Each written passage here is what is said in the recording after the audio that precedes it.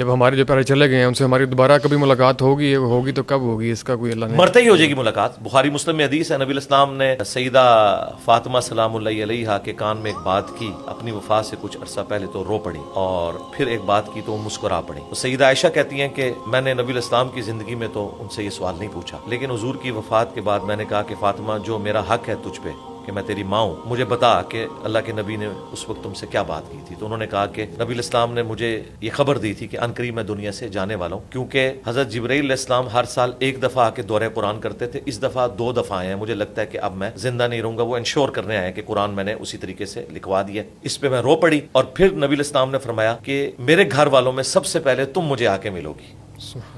اس پہ میں مسکرا پڑی اور فرمایا کہ کیا تم اس پہ خوش نہیں ہو کہ تم جنتی عورتوں کی سردار ہو. تو نبی الاسلام کی وفات کے 6 مہینے کے بعد سیدہ فاطمہ فوت ہو گئی، صحیح بخاری میں آتا ہے. تو وہ مرتے ہی اپنے والد کے پاس پہنچ گئی الحمدللہ. تو مرتے ہی ملاقات ہو جائے. قبرستان جانے کی سگنیفیکینس کیا ہوتی ہے؟ اور جو ہم قبرستان اپنے پیاروں کے قبروں پہ جاتے ہیں تو وہاں جا کے جب دعا پڑھتے ہیں تو وہ کیا اس کو سنتے ہیں، کیا ان تک جاتے ہیں، یا ہمارا وہ ویٹ کرتے ہیں؟ اس حوالے سے ذرا رہنمائی فرمائیں. دیکھیں، قرآن حکیم میں اللہ تعالیٰ نے جو اہل ایمان ہے ان کی نشانی بتائی ہے، ربنا اغفر لنا ولاخواننا الذین سبقونا بالایمان، کہ اہل ایمان وہ ہیں جو اپنے سے پہلے جو لوگ مر چکے ان کے لیے دعائے مغفرت کرتے ہیں. تو مرے ہوئے شخص کے لیے دعائے مغفرت کرنے کا حکم اللہ تعالیٰ نے سورۃ الحشر میں دیا ہے. اس کے بعد جنازہ رکھ دیا. بخاری مسلم میں حدیث ہے، مسلمان پہ 5 حق ہیں. ان میں سے ایک یہ ہے کہ جب وہ مر جائے تو اس کے لیے جنازہ پڑھنا ہے، اس میں اس نے دعا کرنی ہے. پھر ابو داؤد میں حدیث ہے، جب اپنے بھائی کو دفنا چکو تو قبر پہ اس کی قبر کے اندر سوالات کی استقامت کے لیے دعا کرو. اور اس کے بعد وہ چیز ہے جو آپ پوچھ رہے ہیں، جو عام حالت میں ہے، یعنی دفنا بھی لیا، سب کچھ ہو گیا، اب جو آپ نے وقتاً فوقتاً جانا ہے. وہ صحیح مسلم میں حدیث ہے کہ جب بھی قبرستان جاؤ تو ان کے لیے دعا کرو، السلام علیکم اہل الدیار من المؤمنین والمسلمین وانا ان شاء اللہ بکم للاحقون نسأل اللہ لنا ولکم العافیہ. سلام ہو تم پہ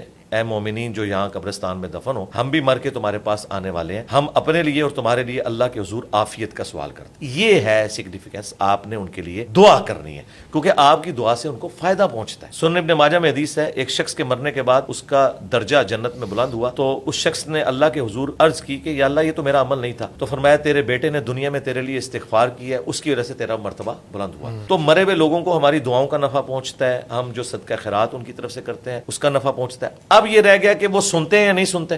نہیں بھائی، نہیں سنتے. ہاں پہنچتا ہے، جی پہنچتا ہے. اگر کوئی کہ جی پہنچتا ہے تو اس کا مطلب ہے سن رہے ہیں، تو اس کا جواب یہ ہے کہ پھر جب پہنچتا ہے تو وہ جواب دیتے ہیں، جی دیتے ہیں، تو ہم تو نہیں سن رہے. تو کہتے ہیں نہیں، وہ جواب پہنچتا ہے. بالکل، یہ برزخی ہے، یہ ان سین بیریئر. وَمِن وَرَائِهِمْ بَرْزَخٌ إِلَى يَوْمِ يُبْعَثُونَ، ان کے مرنے سے لے کر قیامت تک ان سین بیریئر. یہ جو کمیونیکیشن ہے نا، وہ اس فزیکل ورلڈ سے تعلق نہیں رکھتا. ہمارا سلام بھی پہنچتا ہے، ہم نماز میں کہتے ہیں السلام علینا وعلی عباد اللہ الصالحین. بخاری مسلم میں الفاظ ہیں، جب یہ تم پڑھو گے زمین و آسمان میں ہر نیک بندے تک تمہارا سلام پہنچ جائے.